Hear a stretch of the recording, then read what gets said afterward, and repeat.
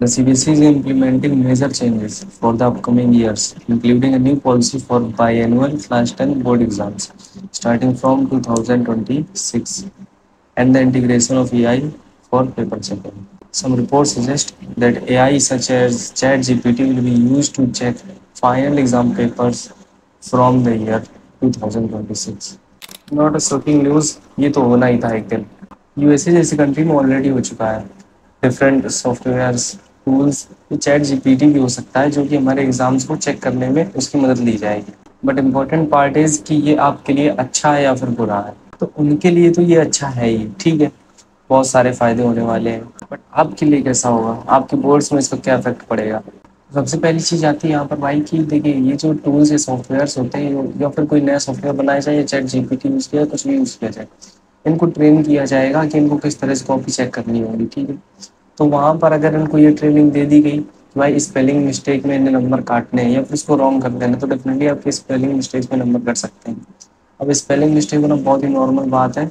आधी स्पेलिंग कई बार गलत हो जाती है वर्ड्स की। तो यहाँ पर थोड़ा सा निगेटिव इफेक्ट पड़ सकता है मेरे ख्याल से।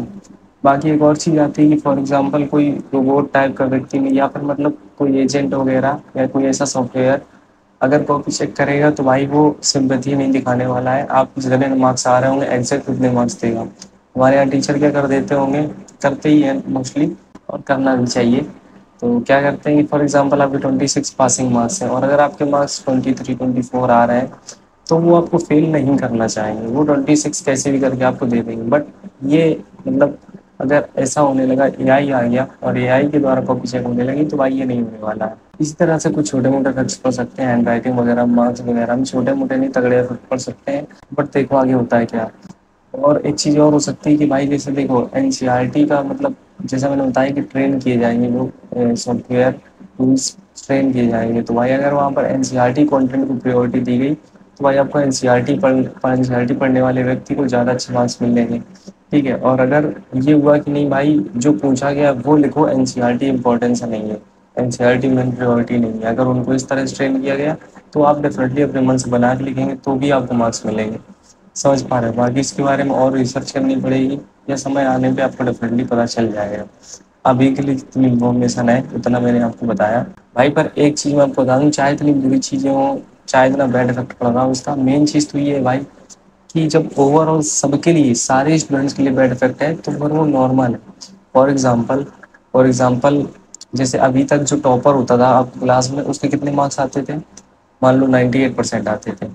और अब उसी के मार्क्स, उस टॉप वो टॉपर है बट उसके मार्क्स कितने आने लगे, 85% या 90%।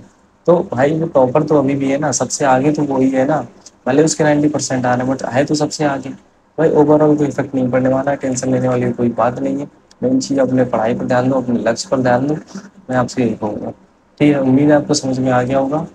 बाकी किसी को टॉपिक पर वीडियो चाहिए आपको तो डेफिनेटली आप कमेंट कर दीजिए, कुछ भी कोई भी दिक्कत हो आपको। ठीक है, चलिए मिलती है किसी और वीडियो में, तब तक के लिए आपका बहुत बहुत धन्यवाद।